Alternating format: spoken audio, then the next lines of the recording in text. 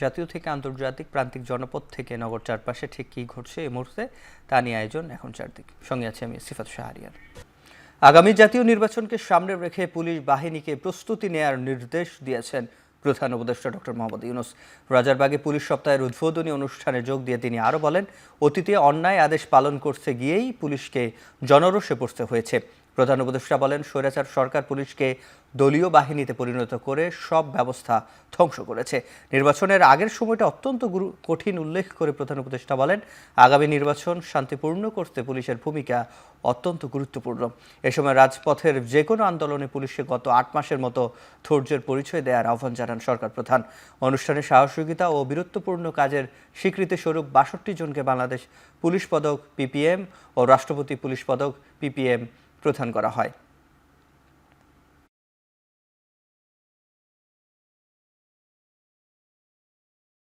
স্বৈরাচারী শাসনামলের ১৫ বছরে দেশের পুলিশ বাহিনীকে দলীয় বাহিনীতে পরিণত করায়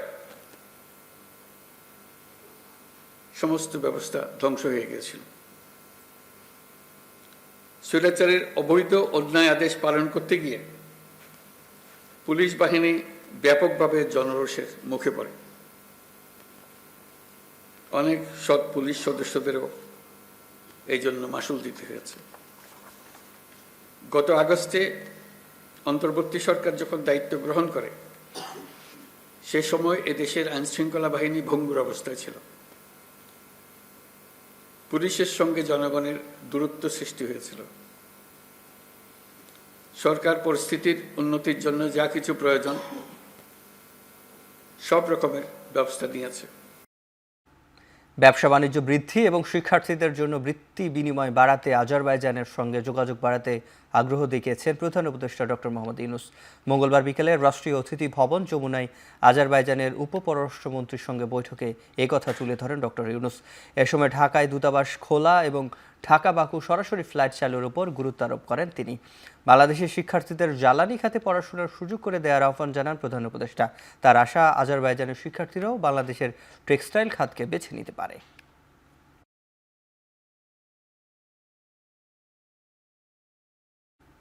এবার সীমিত পরিসরে হলেও প্রবাসীদের ভোটের আওতায় আনতে নির্বাচন কমিশন কাজ করছে বলে জানিয়েছেন সিএসসি।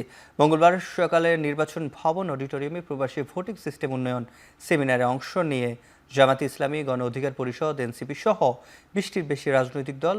এ সময় সিএসসি বলেন, প্রধান উপদেষ্টার নির্দেশনা অনুযায়ী প্রবাসীদের ভোট নিশ্চিত করতে কমিশন কাজ করছে।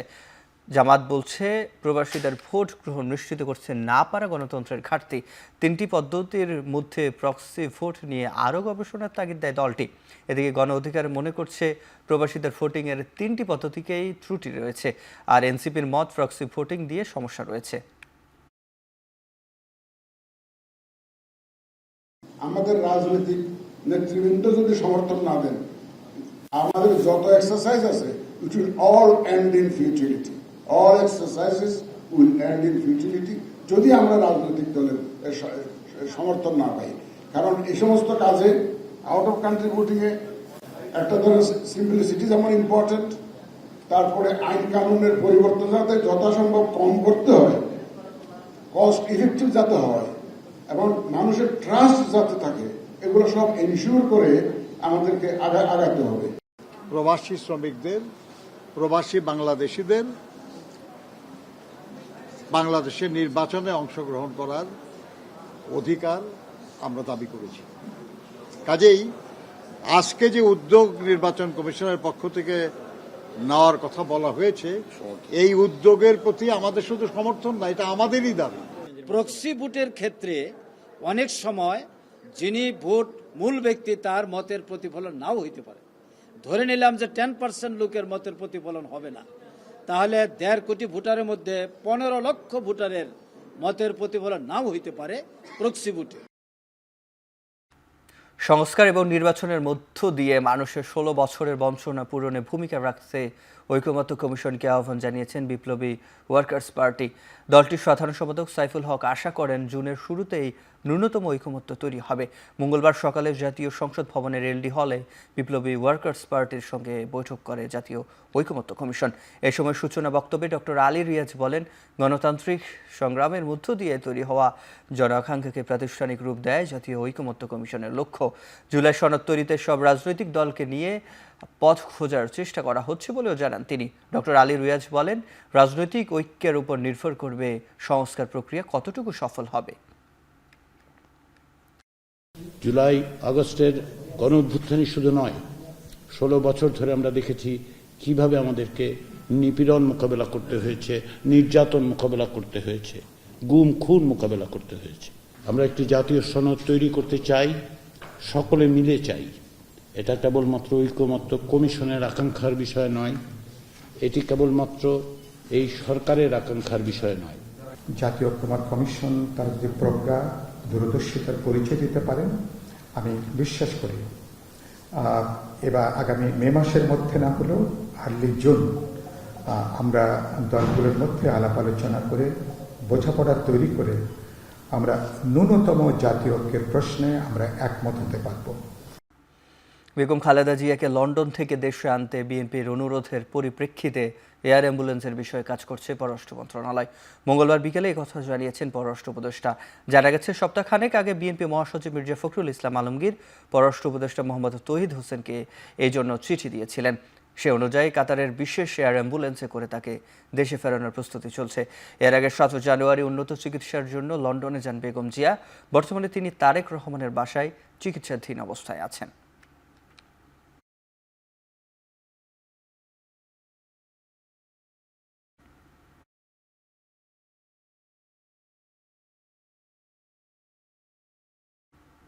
অন্যায় বন্ধ করুন, না হলে বিএনপিকেও জনগণ আওয়ামী লীগের মতো ছুঁড়ে মারবে বলে নেতাকর্মীদের সতর্ক করলেন দলের মহাসচিব মির্জা ফখরুল ইসলাম আলমগীর।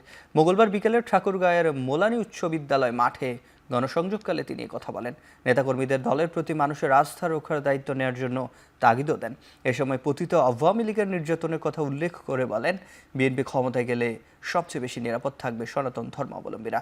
সামাজিক যোগাযোগ মাধ্যমে গুজবে বিভ্রান্ত না হওয়ারও আহ্বান জানান মির্জা ফখরুল।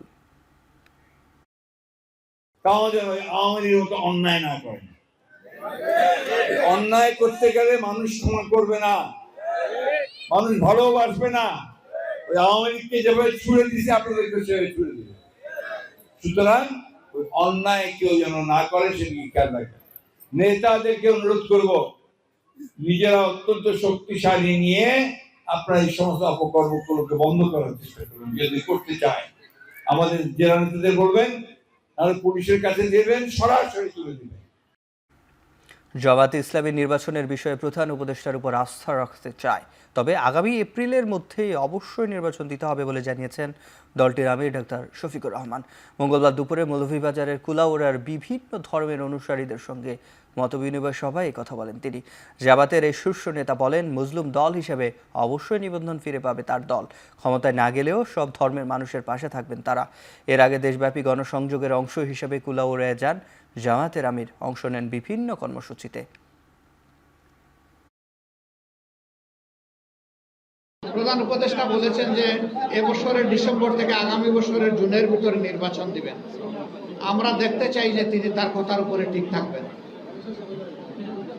আমরা দেখতে চাই না যে তিনি তার কথা বদলাবেন, এবং আমরা আস্থা রাখতে চাই যে আশা করি তিনি তার কথার উপরে থাকবেন। আমরা বলেছি যে ফেব্রুয়ারির মাঝামাঝি ইলেকশন হলে ভালো। একান্ত যদি 1-2 মাস লাগে, আমাদের এই কথাটা কোরআনের কোনো আয়াত না যে এটা পরিবর্তন করা যাবে না, প্রয়োজন, তাহলে নেক্সট সুযোগটা হতে পারে রোজার পর এপ্রিল মাস। পটুয়াখালীর বাউফল উপজেলার বগাফেরিঘাট সেতু নির্মাণের দাবি নিয়ে সড়ক পরিবহন ও সেতু উপদেষ্টা ফাউজুল কবির খানের কাছে স্মারকলিপি প্রদান করেছেন ঢাকা মহানগরী দক্ষিণের জামায়াতে ইসলামীর সেক্রেটারি ডক্টর শফিকুল ইসলাম মাসুদ। মঙ্গলবার দুপুরে রেল ভবনে স্মারকলিপি প্রদান করেন শফিকুল ইসলাম মাসুদ। সাংবাদিকদের জানান, সড়ক দুর্ঘটনা রোধ ও পর্যটন শিল্পের প্রসারে শিগগিরই 4 লেনের রাস্তা নির্মাণের অনুরোধ করেন উপদেষ্টাকে। সেতু নির্মাণ হলে আমরা যে সকল সুবিধা পাবো বলে আমরা উপদেষ্টা মহোদয়কে উল্লেখ করেছি, যে 4টি উপজেলা বাউফল, দশমিনা, গলাচিপা, দুমকি থেকে ঢাকা এবং অন্যান্য প্রধান শহরের সাথে সরাসরি এটা যুক্ত হবে। আঞ্চলিক ব্যবসা বাণিজ্য, কৃষি উৎপাদনে নতুন গতি আসবে। স্বাস্থ্যসেবা, শিক্ষা ও প্রশাসনিক সেবা গ্রহণের ক্ষেত্রে সহজলভ্যতা তৈরি হবে। বিশেষ করে পটুয়াখালী জেলার উপকূলীয় পর্যটন কেন্দ্রসমূহের সাথে যোগাযোগ সহজ হবে। আইএমএফের চাপিয়ে দেয়া কিছু শর্তে আপত্তি জানিয়েছে বাংলাদেশ। মঙ্গলবার বিকেলে ক্রয় সংক্রান্ত উপদেষ্টা পরিষদের বৈঠক শেষে এই কথা জানান অর্থ উপদেষ্টা ডক্টর সালেহুদ্দিন আহমেদ। আইএমএফের চতুর্থ কিস্তির অর্থ ছাড়াই দেশের অর্থনীতি স্থিতিশীল রয়েছে বলে জানান তিনি। আইএমএফ থেকে কোনো টাকা পয়সা না নিয়ে কিন্তু আপনি দেখেন যে foreign exchange market, foreign reserve stable. আমরা কিন্তু আইএমএফ থেকে আর টাকা পাই নাই এই গভর্নমেন্ট আসার পর। অর্থাৎ তাদেরকে বললাম তোমাদের টাকা ছাড়াই তো আমরা ম্যাক্রো ইকোনমিক স্টেবিলিটি পৌঁছেছি। ওরা ফরেন এক্সচেঞ্জ মার্কেটটাকে ওরা বোঝে ফ্লেক্সিবল, যে ওপেন করে দেয়। আমরা বলছি একেবারে ওপেন করে দেওয়া, কারণ foreign exchange is a major policy tool, monetary policy. এটা ওপেন করে দিয়ে আমি পাকিস্তানের মধ্যে 280 টাকা, শ্রীলঙ্কার মধ্যে 400 টাকা পৌঁছে যাব, ওরা না পৌঁছাবে না। আমরা বলছি যে আমরা সেটা নেব না। কিন্তু ওই যে এখন আইএমএফ ডিপেন্ডেন্ট আমরা না, এখন আর ওই দিন চলে গেছে। বাংলাদেশের সঙ্গে বৈঠকে সরাসরি আকাশপথে যোগাযোগ, মিশন প্রতিষ্ঠা ও ভিসা সহজে আগ্রহ দেখিয়েছে আজারবাইজান। পররাষ্ট্র উপদেষ্টার সঙ্গে বৈঠক শেষে আজারবাইজানের উপপররাষ্ট্রমন্ত্রী এলনুর মামাদভ জানান, খুব শিগগিরই বিষয়গুলো নিয়ে চুক্তির প্রস্তুতি চলছে। এর আগে মঙ্গলবার সকালে রাষ্ট্রীয় অতিথি ভবন পদ্মায় বাংলাদেশ আজারবাইজান দ্বিতীয় পলিটিক্যাল কনসালটেশন অনুষ্ঠিত হয়। প্রায় 2 ঘন্টার বৈঠকে বাংলাদেশের প্রতিনিধি দলের নেতৃত্ব দেন পররাষ্ট্র সচিব মোহাম্মদ জসিমউদ্দিন। আজারবাইজানের প্রতিনিধি দলের নেতৃত্ব দেন উপপররাষ্ট্রমন্ত্রী। বাংলাদেশের পক্ষ থেকে গুরুত্ব দেওয়া হয়েছে যোগাযোগ, ব্যবসা বাণিজ্য, শিক্ষা ও শ্রমবাজার ইস্যুতে। ঢাকা বাকু সরাসরি ফ্লাইট চলাচল প্রাধান্য পেয়েছে বাংলাদেশের আলোচনায়। আজারবাইজানের প্রাধান্য বাণিজ্য বাড়াতে তারা প্রযুক্তি বিনিময়, আইসিটি সেক্টরে সহযোগিতা এবং শিক্ষার বিষয়ে আগ্রহী।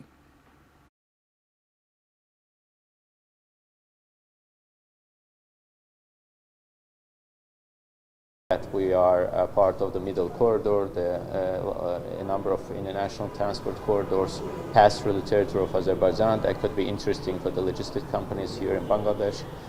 And looked at other opportunities in areas such as the education, such as culture, such as in simplifying the obtaining visa for the citizens of both countries. So a number of agreements that we plan to be signing, and earlier today we had the second round of political consultations between the two foreign ministers. যারা কর ফাঁকি দেয় এবং যে টিনধারীরা কর দেয় না তাদের বিরুদ্ধে ব্যবস্থা নেওয়া হবে বলে জানিয়েছেন জাতীয় রাজস্ব বোর্ডের চেয়ারম্যান আব্দুর রহমান খান। মঙ্গলবার রাজধানীর পল্টনে ইকোনমিক রিপোর্টার্স ফোরাম আয়োজিত সামষ্টিক অর্থনীতি বিষয়ক এক সেমিনারে তিনি এসব কথা বলেন। দেশে 1,15,00,000 টিনধারী থাকলেও রিটার্ন দাখিল করেছে মাত্র 40 লাখ। এই সময় দেশে প্রচুর করফাঁকি হয় বলে উল্লেখ করেন আব্দুর রহমান খান। বলেন, সকল টিনধারীরা রিটার্ন দিতে উদ্বুদ্ধ করতে অনলাইনে রিটার্ন দাখিল আরও সহজ করা হচ্ছে। ব্যয়ের সাথে ঋণের ভারসাম্য রেখে বাজেটের আকার করা এবার উচ্চবিলাসী হবে না বলেও জানান রাজস্ব বোর্ডের চেয়ারম্যান।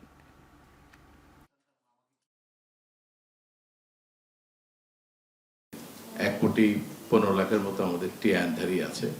তো এদের মধ্যে আবার রিটার্ন দেয় হচ্ছে মাত্র 40 লাখ। তার মানে বাকি প্রায় 78 লাখের মতো বাদ বাকিরা ব্যাপক ফাঁকি দেন অথবা দেন না, সেগুলো আমরা ঠিকমতো ধরতে পারি না। এখন আমরা সেই চেষ্টাগুলো করছি এবং এটা যদি সবাই মিলে আমরা একসাথে কাজ করি, ইনশাআল্লাহ আমরা আশা করি যে একটা ভালো অবস্থানে আমরা যেতে পারবো। আমাদের এত খারাপের মধ্যেও রেভিনিউ গ্রোথ মাশাআল্লাহ আমি মনে করি যে গতবার জাতীয় রাজস্ব বোর্ড সংস্কার প্রস্তাবের সাথে খসড়ার মিল নেই বলে অভিযোগ এনবিআর কর্মকর্তাদের। পাশাপাশি একটি অধ্যাদেশ রাষ্ট্রপতির কাছে গোপনে পাঠানোর বিষয়ে প্রতিবাদ করেছে তারা। মঙ্গলবার সন্ধ্যায় এনবিআর ভবনে এসব অভিযোগ তুলে ধরেন। এই সময় রাজস্ব নীতি বিভাগ ও রাজস্ব বাস্তবায়ন বিভাগের প্রধান হিসাবে কর এবং শুল্ক ক্যাডারের কর্মকর্তাদের নিয়োগের দাবি জানান তারা। এছাড়া তড়িঘড়ি করে বিশেষ ক্যাডারের কর্মকর্তাদের সুবিধা দেওয়ার অভিযোগ করেন কর্মকর্তারা। এ সময় রাজস্ব সংস্কার বিষয়ে পরামর্শক কমিটির প্রতিবেদন জনসম্মুখে প্রকাশের দাবিও তুলে ধরেন বিসিএস অ্যাসোসিয়েশন ও BCS customs and VAT association. আমাদের যারা এক্সপার্ট হয়েছেন, যাদের কর্মদক্ষতা রয়েছে রাজস্ব ব্যবস্থাপনায়, তাদেরকে দিয়ে এই দুই বিভাগের শীর্ষ পদটি পূরণ করতে হবে।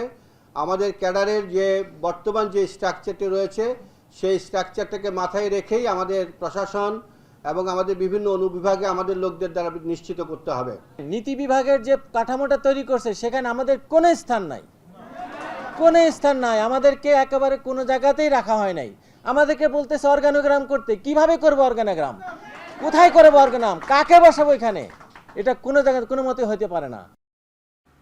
স্যাটেলাইট ভিত্তিক ইন্টারনেট সেবা প্রতিষ্ঠান স্টারলিংকে 10 বছরের জন্য লাইসেন্স হস্তান্তর করেছে বাংলাদেশ টেলিযোগাযোগ নিয়ন্ত্রণ কমিশন বিটিআরসি।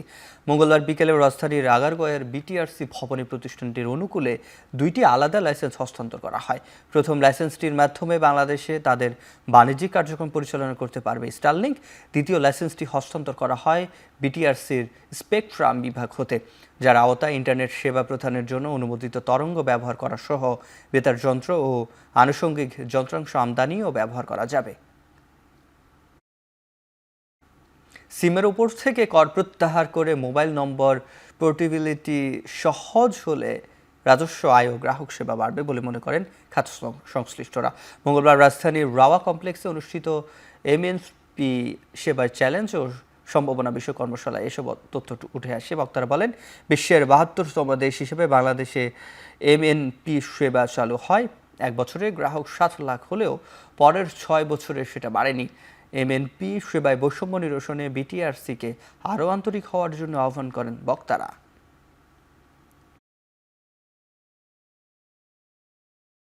আমরা চাই যে আমাদের এত সুন্দর একটা দেশ, এত সুন্দর সেক্টরগুলো আছে, there is so much opportunity for local investment and for foreign investment, আর আমরা তো চাই যে বাংলাদেশটা যেন একটা ইনভেস্টমেন্ট হাব হয়ে দাঁড়াক। সো এই ক্ষেত্রে কিছু কিছু যে এই রোড ব্লকগুলো আমাদের আছে, এগুলো যদি আমরা কেটার করতে পারি এবং আমাদের কমিশনরা এবং যারা যারা দায়িত্বে আছেন ওরা যদি কেটার করতে পারি, আমি তো মনে করি ইনশাআল্লাহ investors will be more than happy to come. সরকারের দীপ্ত টিভির সংবাদ কার্যক্রম বন্ধ করেনি বলে জানিয়েছেন তথ্য ও সম্প্রচার উপদেষ্টা মোহাম্মদ মাহফুজ আলম।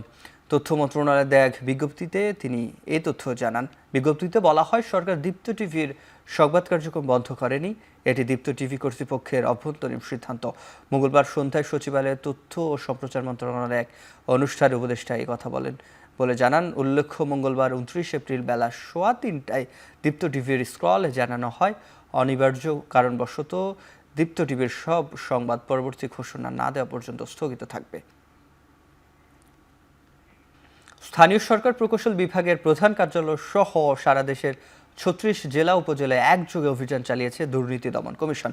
বেশি দামে যন্ত্রাংশ ক্রয়, নির্মাণ কাজে নিম্নমানের সামগ্রী ব্যবহার, প্রধান ঠিকাদার ব্যতীত চতুর্থ পক্ষের কাজ করার মতো দুর্নীতির প্রমাণও মিলেছে অভিযানে। গেল এপ্রিলে একনিকে অনুমোদন পাওয়া চট্টগ্রাম বিভাগের 6 জেলার ঘূর্ণিঝড় রোধে বি স্ট্রং প্রকল্পের বিস্তারিত খতিয়ে দেখতে ঢাকায় স্থানীয় সরকার প্রকৌশল অধিদপ্তরে আসে দুদক।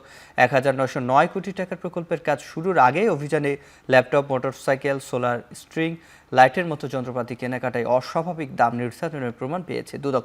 পাশের গাজীপুর জেলার ভবানীপুর এলাকায় এলজিইডি বাস্তবায়িত 4185 মিটার সড়ক নির্মাণে নিম্নমানের ইট ও অন্যান্য উপাদান ব্যবহারের সত্যতা পেয়েছে দুদকের দল। এদিকে সরকারি উন্নয়ন কাজ প্রথম পক্ষের পরিবর্তে তৃতীয় ও চতুর্থ পক্ষের ঠিকাদার দিয়ে কাজ করানোর প্রমাণ মেলে রাজশাহীতে। এলজিইডির বিভিন্ন কার্যালয় থেকে সংগ্রহ করা নথি বিশ্লেষণ ও প্রকল্প এলাকা পরিদর্শন করে পরবর্তীতে ব্যবস্থা নেয়ার কথা জানান দুদকের অভিযানকারী দলগুলো। ল্যাপটপের দামটা একটু অস্বাভাবিক মনে হয়েছে, ল্যাপটপ, কম্পিউটার বা প্লাস আরও কিছু এগুলোর আমরা আসলে বলতে পারবো মোটরসাইকেল, এরকম বিভিন্ন বিষয় আছে।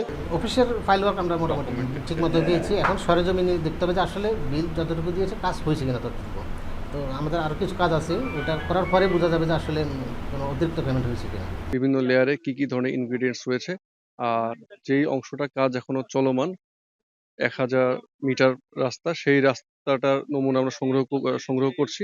তবে কিছু কিছু ক্ষেত্রে আমাদের কাছে মনে হয়েছে অভিযোগের সত্যতা রয়েছে। 10 কোটি টাকার অবৈধ সম্পদ অর্জনের অভিযোগে সাবেক মন্ত্রী আকম মোজাম্মেল হকের বিরুদ্ধে মামলা করেছে দুদক। দুপুরে নিয়মিত প্রেস ব্রিফিংয়ে সংস্থাটির মহাপরিচালক আক্তার হোসেন এই কথা জানান। এছাড়া পুতুল সহ হাসিনা পরিবার কিংবা দুর্নীতির মামলায় পালিয়ে থাকা আসামিদের ব্যাপারে অনুসন্ধান কর্মকর্তা চাইলে রেড অ্যালার্ট জারির নোটিশের জন্য আদালত বরাবর আবেদন করতে পারবে বলে জানান তিনি। তদন্তের প্রয়োজনে যেই অভিযোগ সংশ্লিষ্ট যাকে মনে করবেন যে তদন্তকারী কর্মকর্তারা যে আইনানুগ প্রক্রিয়া, রেড অ্যালার্ট বলেন, সম্পদ জব্দ বলেন, ক্রোক বলেন, অ্যাটাচমেন্ট বলেন, ফ্রিজ বলেন, যা করার প্রয়োজন তাদের স্বাধীনতা, তারা এটা করতে পারবে। দুর্নীতি দমন কমিশনে দায়ের করা অবৈধ সম্পদ অর্জন ও কর ফাঁকির আলাদা 2 মামলায় সাবেক এমপি শাহরিন ইসলাম চৌধুরী তুহিনের আবেদন নামঞ্জুর করে কারাগারে পাঠানোর নির্দেশ দিয়েছেন আদালত। মঙ্গলবার সকালে আদালতে হাজির হয়ে আলাদা 2 মামলায় আত্মসমর্পণ করেন তিনি। প্রথমে কর ফাঁকির মামলায় আদালতে আত্মসমর্পণ করেন, জামিন আবেদন করেন। শুনানি শেষে আদালতে তাকে জামিন না দিয়ে কারাগারে পাঠানোর আদেশ দেন। এরপর অবৈধ সম্পদ অর্জনের মামলায় ঢাকার বিশেষ জজ আদালত প্রদীপ কুমার রায়ের আদালতে আত্মসমর্পণ করলে সেখানেও তার জামিন হয়নি। এ সময় আসামি পক্ষের আইনজীবীর আবেদনের কারাবিধি অনুযায়ী ডিভিশন ও চিকিৎসার নির্দেশ দেন আদালত। দেশের সবচেয়ে মজবুত আরএফএল ল্যাডার, যা 6061 গ্রেড অ্যালুমিনিয়ামে তৈরি। শক্তিশালী এমএস ক্রসবার নিশ্চিত করে সর্বোচ্চ নিরাপত্তা। RFL ladder. সুবর্ণা মুস্তফা, রোকেয়া প্রাচী, নুসরাত ফারিয়া, অপু বিশ্বাস, নিপুণ আক্তার, জাহেদ খান সহ 17 অভিনয় শিল্পীর নামে হত্যা চেষ্টা মামলা হয়েছে। ভাটারা থানার ভারপ্রাপ্ত কর্মকর্তা বিষয়টি নিশ্চিত করেছেন। বৈষম্য বিরোধী আন্দোলনের সময় রাজধানীর ঢাকার ভাটারা থানা এলাকায় এনামুল হক নামের একজনকে হত্যা চেষ্টা মামলায় আসামি করা হয় এসব অভিনয় শিল্পীদের। সাবেক প্রধানমন্ত্রী শেখ হাসিনা এই মামলার প্রধান আসামি। এছাড়া তার সরকারের সংশ্লিষ্ট 283 জন ও অজ্ঞাতনামা 3 থেকে 400 জনের বিরুদ্ধে ঢাকার সিএমএম আদালতে মামলাটি করেছেন এনামুল হক। মামলায় বৈষম্য বিরোধী আন্দোলনের বিপক্ষে অবস্থান নিয়ে আওয়ামী লীগের অর্থ যোগানদাতা হিসেবে আসামি করা হয়েছে চিত্রনায়িকা নুসরাত ফারিয়াকে। এছাড়াও আসামি করা হয়েছে চিত্রনায়িকা সোহানা সাবা, মেয়ের আফরোজ শাওন, জ্যোতিকা জ্যোতি, চিত্রনায়ক সাইমন সাদিক, জায়েদ খান, আজিজুল হাকিম সহ 17 অভিনয় শিল্পীকে। মামলাটি রেকর্ড করার জন্য ভাটারা থানার ওসিকে নির্দেশ দিয়েছেন আদালত। মাগুরার শিশু আছিয়া ধর্ষণ ও হত্যা মামলায় 3য় দিনের সাক্ষ্য গ্রহণ শেষ হয়েছে। আলোচিত এই মামলায় শিশু আছিয়ার বোন সহ গুরুত্বপূর্ণ 10 সাক্ষী সাক্ষ্য দেন। এর আগে মঙ্গলবার সকালে কড়া নিরাপত্তার মধ্য দিয়ে ঝিনাইদহ জেলা কারাগার থেকে 4 আসামিকে আদালতে হাজির করা পুলিশ। পরে তাদের উপস্থিতিতে নারী ও শিশু নির্যাতন দমন ট্রাইব্যুনালের বিচারক এম জাহিদ হাসানের আদালতের সাক্ষ্য গ্রহণ শুরু হয়। এই মামলায় পর্যায়ক্রমে 36 জনের সাক্ষ্য গ্রহণ করবে আদালত। শিশু আছিয়াকে ধর্ষণ ও হত্যা মামলায় 23 এপ্রিল অভিযোগ গঠনের পর শুরু হয় বিচার কাজ।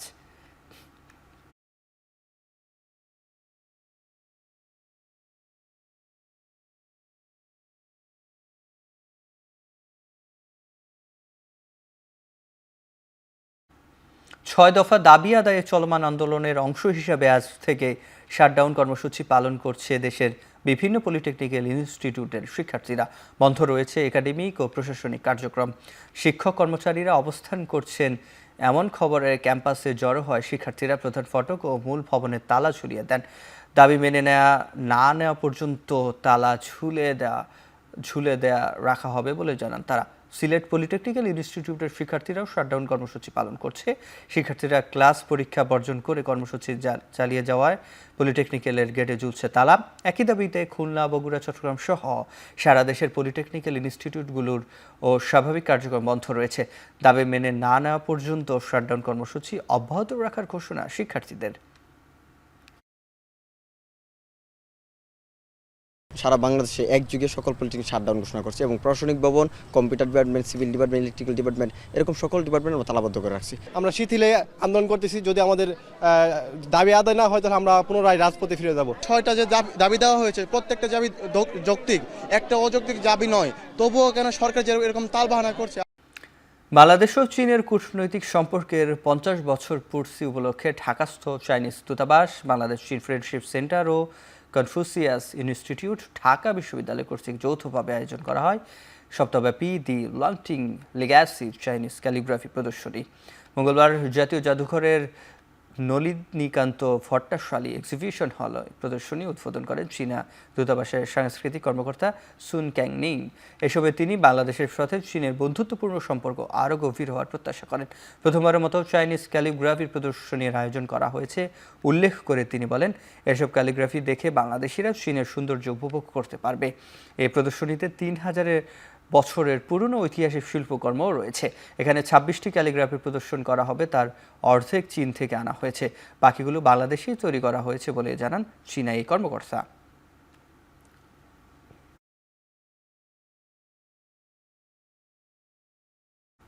স্বস্তির যাত্রায় শুরু হয়েছে হজ ফ্লাইট। প্রথম দিনে 10 ফ্লাইটে সৌদি পৌঁছাবেন প্রায় 4000 হজযাত্রী। এবার 31 মে পর্যন্ত 3টি এয়ারলাইন্সে 232টি হজ ফ্লাইট পরিচালনা করবে। চলতি মৌসুমে 87,100 হজযাত্রী পাড়ি জমাবেন মক্কায়। এখন পর্যন্ত ভিসা পেয়েছেন 66,280 জন হজযাত্রী। এদিকে রাজধানীর রাশকোনা হজ ক্যাম্পে হজযাত্রীদের পদচারণায় মুখর হজ ক্যাম্প। হজ ক্যাম্পের সার্বিক সহযোগিতায় এবারের হজযাত্রা স্বস্তির হচ্ছে বলে জানিয়েছেন হজযাত্রীরা। এবার মোবাইল অ্যাপের মাধ্যমে হজযাত্রীরা পাচ্ছেন যাবতীয় দিক নির্দেশনা। এ নিয়ে যোগ হয়েছে হজযাত্রীদের বাড়তি সুবিধা। দুই দেশের ইমিগ্রেশন ঢাকায় সম্পূর্ণ হয়, ঝামেলাও কমেছে এবার। আর অবশিষ্ট ভিসার ব্যাপারে হজ অফিসে জানিয়েছেন ভিসার কাজ সম্পূর্ণ করতে কাজ চলমান। এবারে হজ ফ্লাইট থাকছে বিমান বাংলাদেশ এয়ারলাইন্সের 118টি, সৌদি এয়ারলাইন্সের 80টি ও ফ্লাইনাস এয়ারের 34টি ফ্লাইট। ব্যাগেজ ট্যাগ লাগানো হলো, দেন আমরা ইমিগ্রেশনে যাচ্ছি। এই দুইটা অ্যাপস সম্পর্কে আমরা মোটামুটি ভালো বুঝতে পেরেছি এবং আমার মনে হয় আমাদের হজযাত্রাকে এটা আরো সুন্দর করবে। এখানেও অনেক সুন্দর দেখতেছি, পরিবেশটা অনেক সুন্দর, ভালো লাগতেছে অনেক। আমার স্ত্রী ভিসা পায় নাই, আমি পেয়েছি, আমার সাথে যাবে আমার শাশুড়ি, সেও পেয়েছে। 26 জন হজযাত্রী যাত্রা বাতিল হচ্ছে। মন্ত্রণালয়ের সাথে আমাদের কথা হয়েছে, যে সকল যাত্রীর যাত্রা বাতিল হয়েছে ভিসা হওয়ার সাপেক্ষে তারা কোনো রকম চার্জ ছাড়া এয়ারলাইন্সগুলো তাদের টিকিট আবার ইস্যু করে দিবেন। সৌদিতে আমাদের হজ অফিস রয়েছে, হজ অফিসের আমাদের কাউন্সিলর এবং হজ কনসাল, ওনারা কিন্তু সৌদি হজ উমরা মিনিস্ট্রির সঙ্গে এ বিষয়ে সার্বক্ষণিক যোগাযোগ অব্যাহত রেখেছেন এবং আমরা আশাবাদী যে এই সমস্যা থাকবে না। ঢাকা দক্ষিণ সিটি কর্পোরেশন এলাকায় মেরাদিয়ার কোরবানির জন্য পশুর হাট বসানোর বিজ্ঞপ্তি বাতিল করেছে হাইকোর্ট। এই কারণে এবার পশুর হাট বসানো যাবে না এই এলাকায়। মঙ্গলবার বিচারপতি জিনাত তাহরা হক ও বিচারপতি আইনুন নাহার সিদ্দিক আর হাইকোর্ট বেঞ্চ এই বিশেষ করা রিটের শুনানি করে এই আদেশ দেন। চলতি বছরের কোরবানির জন্য পশুর হাটের জন্য মেরাদিয়া এলাকায় নির্ধারণ করে বিজ্ঞপ্তি দেয় ঢাকা দক্ষিণ সিটি কর্পোরেশন। পশুর হাট বাতিল সে মেরাদিয়া আবাসিক এলাকার পক্ষে হাইকোর্টে রিট করা হয়। রিটের শুনানিতে আইনজীবী বলেন, আবাসিক এলাকার ভেতরে আইনগতভাবে পশুর হাট বসানোর সুযোগ নেই, এতে জনসাধারণের স্বাভাবিক চলাফেরা ব্যাহত হবে। তাই হাট বসানোর সিদ্ধান্ত বাতিল করে আদেশ চান হাইকোর্ট। আবাসিক এলাকা বিবেচনায় নিয়ে মেরাদিয়া পশুর হাটের বিজ্ঞপ্তি বাতিল করে দেন।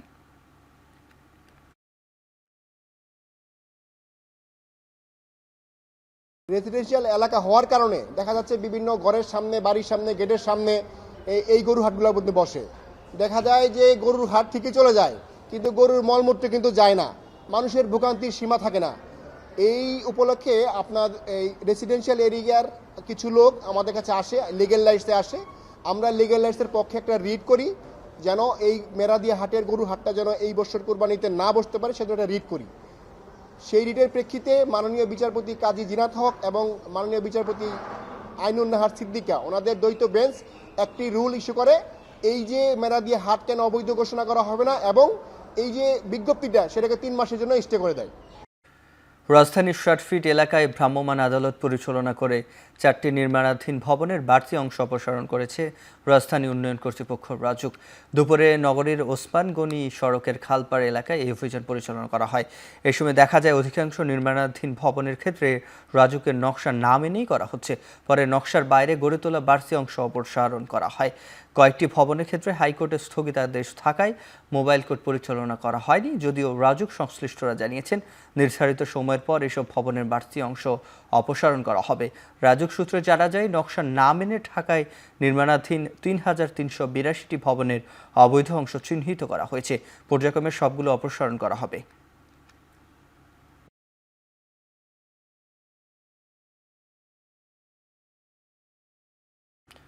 ১৬০০ কিলোমিটার নালা ও ৫৭টি খাল পরিষ্কার করতে চায় চট্টগ্রাম সিটি কর্পোরেশন।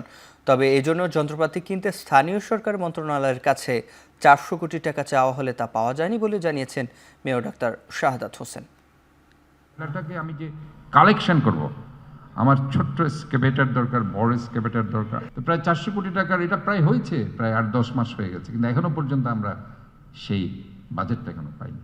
আমাদের ম্যাক্সিমাম ইনস্ট্রুমেন্টস কিন্তু নষ্ট হয়ে গেছে। আমাদের এটা ৩য় বছর সম্পূর্ণ হবে এবং আমরা এই বছরও আবারও আমাদের কমিটমেন্ট আপনাদের সামনে তুলে ধরছি যে এই বছর আমরা চট্টগ্রামের জন্য 10% চট্টগ্রামের যে প্লাস্টিক বর্জ্য কনজিউমার বা সাধারণ মানুষের ব্যবহারের কারণে তৈরি হয় সেটা আমরা তুলে আনবো এবং এটা ব্যবস্থাপনা করব। দেশের 1 নম্বর gas stove RFL gas stove, যা বেশি তাপেও ফাটে না আর হ্যাসেল ফ্রি অটো ইগনিশন নিশ্চিত করে ঝামেলাহীন রান্না। আরএফএল গ্যাস স্টোভ, নিরাপদ ও ঝামেলাহীন।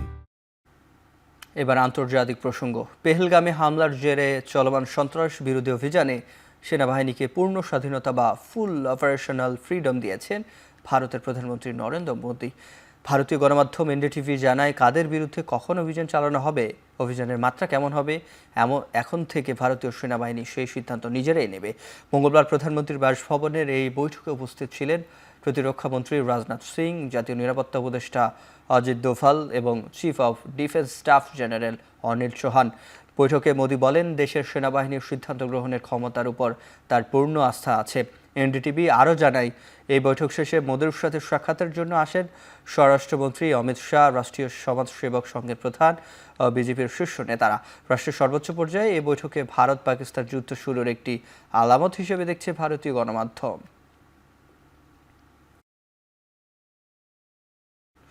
যুক্তরাষ্ট্রের কলোরাডো অঙ্গরাজ্যে শতাধিক অবৈধ অভিবাসীকে গ্রেপ্তার করেছে পুলিশ। কেন্দ্রীয় বাহিনীর অভিযানে একটি নাইট ক্লাব থেকে গ্রেপ্তার করা হয় তাদের। রোববার মার্কিন মাদক নিয়ন্ত্রক সংস্থা জানায়, অভিযানের সময় ক্লাবটিতে 200-র বেশি মানুষ থাকলেও এদের মধ্যে যুক্তরাষ্ট্রে অবৈধভাবে বাস করছিল বিভিন্ন দেশের 114 জন। তাদের আটকের পর দেশে ফেরত পাঠানোর প্রক্রিয়া শুরু হয়েছে। মার্কিন প্রেসিডেন্ট ডোনাল্ড ট্রাম্পের দ্বিতীয় মেয়াদের ক্ষমতা গ্রহণের পর থেকে অবৈধ অভিবাসন বিরোধী পদক্ষেপ জোরদার করেছে প্রশাসন। তবে এক অভিযানে এত বিপুল সংখ্যক অভিবাসীকে গ্রেপ্তারের ঘটনা এটাই প্রথম। একদিন আগেই ফ্লোরিডা অঙ্গরাজ্যে 4 দিনের অভিযানে প্রায় 800 অবৈধ অভিবাসীকে গ্রেপ্তারের খবর জানায় দেশটির অভিবাসন ও শুল্ক বিষয়ক আইন শৃঙ্খলা রক্ষাকারী সংস্থা আইস। মিশরের রাজধানী কায়রোতে উল্লেখযোগ্য অগ্রগতি হয়েছে গাজা অস্ত্রবিরতি আলোচনার। 2টি নিরাপত্তা সূত্রের বরাত দিয়ে জানিয়েছে বার্তা সংস্থা রয়টার্স। মিশরীয় সূত্র বলছে, অবরুদ্ধ উপত্যকার দীর্ঘমেয়াদী অস্ত্রবিরতির লক্ষ্যে প্রাথমিক সমঝোতা হয়েছে। কিছু এখনও জটিলতা রয়েছে গাজার শাসক দল হামাসের সশস্ত্র শাখাসহ বেশ কিছু বিষয়। ইসরায়েলে অবরোধ প্রত্যাহারের আগে কোনোভাবেই নিরস্ত্রীকরণের রাজি নয় হামাস, যা ইসরায়েলের অন্যতম প্রধান দাবি। এ বিষয়ে কোনো প্রতিক্রিয়া জানায়নি ইসরায়েল বা হামাস। 1.5 বছরের ইসরায়েলি আগ্রাসনে গাজায় নিহতের সংখ্যা বেড়ে দাঁড়িয়েছে 52,314 জনে। এদিকে ইসরায়েলের প্রধানমন্ত্রী বেনিয়ামিন নেতানিয়াহুর সাথে বিরোধের মধ্যেই 15 জুন পদত্যাগের ঘোষণা দিয়েছেন দেশটির অভ্যন্তরীণ নিরাপত্তা সংস্থা শিন বেতের প্রধান রোনেন বার। তাকে বরখাস্তের চেষ্টার প্রেক্ষিতে দেশ জুড়ে বিক্ষোভ ও নতুন করে রাজনৈতিক অস্থিরতা সৃষ্টি হলেও শেষ পর্যন্ত সফল হল নেতানিয়াহুর কৌশলী। ভয়াবহ দাবানলে পড়ছে দক্ষিণ কোরিয়া। একদিনের ব্যবধানে পুড়ে গেছে প্রায় 650 একর অঞ্চল। দেশের দক্ষিণ পূর্বাঞ্চলীয় শহর দাইগুতে সোমবার দুপুরে দাবানল শুরু হয়। আগুন নিয়ন্ত্রণে 53টি হেলিকপ্টারের সহায়তায় কাজ করছে 1,500-এরও বেশি দমকল কর্মী। রাতভর কাজ করে ওই এলাকায় 82% বনের আগুন নিয়ন্ত্রণে এনেছেন তারা। এখন পর্যন্ত হতাহতের কোনো খবর পাওয়া যায়নি। রাজধানী সিউল থেকে প্রায় 233 কিলোমিটার পূর্বে দাইগু শহর দাবানলের সূত্রপাত হয়। বাসিন্দাদের সরিয়ে নেওয়া হয়েছে আশ্রয়কেন্দ্রে। গেল মার্চ মাসে দেশটির ইতিহাসে ভয়াবহ দাবানলে প্রাণ হারিয়েছিল 30 জন। পুড়ে গিয়েছিল বহু ঐতিহাসিক স্থাপনা।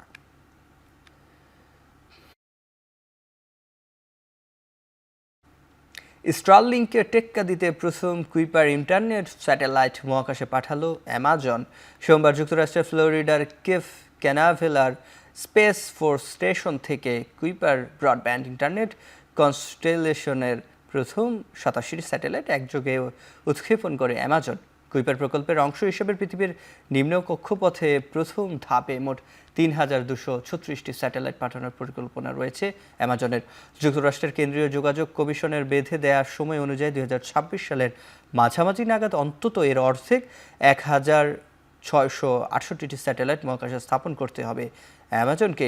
$1,000 কোটি এই প্রকল্প 2019 সালে প্রথম প্রকাশ করে মার্কিন প্রযুক্তি প্রতিষ্ঠানটি। কুইপারের মাধ্যমে বিশ্বজুড়ে ব্রডব্যান্ড ইন্টারনেটের বাজারে ইলন মাস্কের স্টারলিংকের একচ্ছত্র আধিপত্য খর্বের প্রত্যাশা অ্যামাজনের।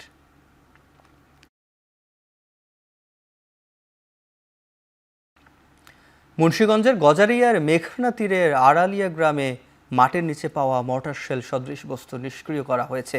মঙ্গলবার সন্ধ্যায় মর্টার শেল সদৃশ বস্তুটি নিষ্ক্রিয় করতে গিয়ে এলাকা জুড়ে বিকট শব্দ ও কম্পনে বেশ কিছু বাড়িঘর ক্ষতিগ্রস্ত হয়। এতে ক্ষুব্ধ স্থানীয়রা ডিসপোজাল টিমের পুলিশ সদস্যদের অবরুদ্ধ করেন। গতকাল সোমবার মুন্সিগঞ্জের গজারিয়ার বাড়ি নির্মাণের জন্য মাটি খুঁড়তে গিয়ে বের হয় মর্টার শেল সদৃশ বস্তুটি। খনন যন্ত্রের সাথে বস্তুটি উঠে আসে। বস্তুটি দেখতে মর্টার শেলের মতো হয়। ঘটনাটি পুলিশকে জানানো হয়। পুলিশ ঘটনাস্থলে গিয়ে ওই স্থান নিরাপদ বেষ্টনী দিয়ে ঘিরে রাখে। মঙ্গলবার বিকেলে এটি নিষ্ক্রিয় করতে আসে বম্ব ডিসপোজাল ইউনিট। পরে ডিসপোজালের সময় বিকট শব্দ কম্পনে আশপাশের বাড়ি ঘর ক্ষতিগ্রস্ত হয়। এতে ক্ষুব্ধ বাসিন্দারা ডিসপোজাল টিমের সদস্যদের অবরুদ্ধ করেন এবং মারধর করেন। এতে 4 পুলিশ সদস্য আহত হন।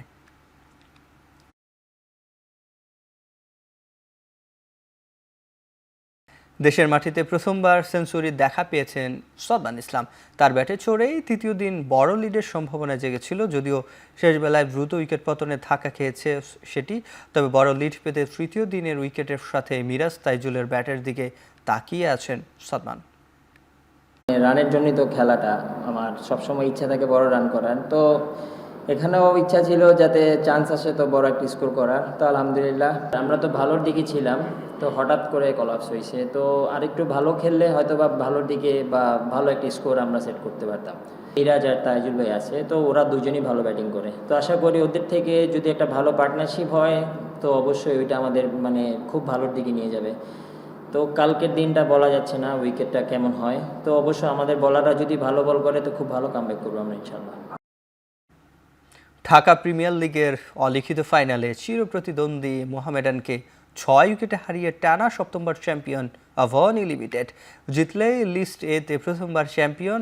এমন সমীকরণে শুরুতে ব্যাট করতে নেমে অধিনায়ক রনি তালুকদার ও তৌফিক তুষারের ব্যাটে 50 রানের উদ্বোধনী জুটি পায় মোহামেডান। যদিও পরপর 2 ওপেনার বিদায়ের পর রান তোলার গতি কমে এক পর্যায়ে 30 ওভারে সংগ্রহ হয় 124 রান। শেষ দিকে মাহমুদুল্লাহ রিয়াদ ও আরিফুল হকের জোড়া 50-তে 7 উইকেটে 240 রানের সংগ্রহ পায় তারা। জবাবে ইনিংসের চতুর্থ বলে শাহরিয়ার কমলকে হারালেও জিসান ইমনের 58 রানের জুটিতে ধাক্কা সামলে আকাশে নীলরা। ইমন 28 রানে ফিরলেও জিসান করেন 50। তাদের বিদায় এক পর্যায়ে 108 রানে 4 উইকেট হারায় ডিফেন্ডিং চ্যাম্পিয়নরা। পঞ্চম উইকেটে মোহাম্মদ মিথুন ও মোসাদ্দেক সৈকতের 135 রানের জুটিতে জয়ের বন্দরে পৌঁছায় আভানি। কিছু কিছু জায়গায় হয়তো বিভিন্ন জায়গা থেকে বিতর্ক থাকতে পারে, বাট ওই যে একটা কথা আগে ছিল যে এই দলটা চ্যাম্পিয়ন হবে বা এই দলটার বেনিফিট নিচ্ছে বা এই ধরনের কথাবার্তা, ওই জায়গা থেকে এবার বিতর্ক মুক্ত কিন্তু এবার একটা লিগ হয়েছে। সেখানে আবাহনীর চ্যাম্পিয়নশিপটা আলাদা একটা মূল্য বহন করে সবার জন্য। নিশ্চিতভাবে আমি সেটার পার্ট হতে পেরে আমি নিজেও খুব ভাগ্যবান মনে করি। লাস্ট 3-4টা ম্যাচে রান করতে পারি না, ওই জায়গাগুলোতে একটু তো আমার আপনার ধরেন স্যাটিসফ্যাকশন জায়গাটা পুরোপুরি আসে নাই। ওই 3-4টা ম্যাচে ভালো খেলতে পারলে হয়তো বা আরেকটু বেশি রান করতে পারতাম বা একটু হেল্প করতে পারতাম টিমকে, বাট এখন পর্যন্ত যা হয়েছে ওভারঅল আলহামদুলিল্লাহ। উয়েফা চ্যাম্পিয়ন্স লিগের সেমিফাইনালের লড়াই শুরু হচ্ছে আজ রাতে। প্রথম সেমিফাইনালে মাঠে নামবে 2 জায়ান্ট, আর্সেনাল ও প্যারিস সেন্ট জার্মেইন। বাংলাদেশ সময় রাত 1টায় শুরু হবে 2 দলের মহারণ। প্রথমবারের মতো ইউরোপ সেরা ট্রফি ঘরে তোলার সুযোগ এসেছে আর্সেনাল ও পিএসজির। 2005-06 মৌসুমে ফাইনালে উঠলেও বার্সার কাছে 2-1 গোলে হেরে শিরোপা হাতছাড়া করে আর্সেনাল। এবার যেন অন্যরকম এক আর্সেনালেরই দেখা পেয়েছে ফুটবল ভক্তরা। বিশ্বসেরা ক্লাব রিয়াল মাদ্রিদকে বিদায় করে সেমির টিকিট পেয়েছে মিকেল আর্তেতার শিষ্যরা। অন্যদিকে গেল 1.5 দশকে কারি অর্থ খরচ করেও চ্যাম্পিয়ন্স লিগ জেতা হয়নি পিএসজির। 2020 সালের ফাইনালে বায়ার্নের কাছে হেরে স্বপ্ন ভঙ্গ হয়েছিল তাদের। এবার আসরে লিভারপুল, অ্যাস্টন ভিলার মতো দলকে হারিয়ে আত্মবিশ্বাসী লুইস এনরিকের পিএসজি।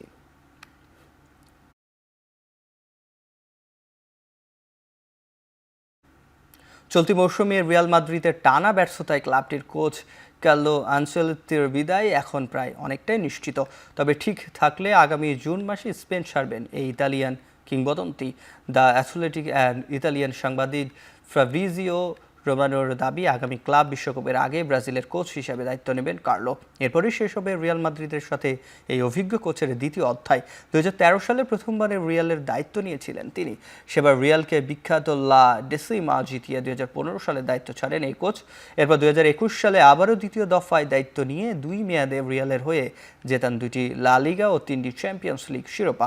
তবে শোনা যাচ্ছে আনচেলত্তির জায়গায় নতুন দায়িত্ব দেওয়া হতে পারে ক্লাবটির সাবেক কিংবদন্তি জাবি আলোনসোকে।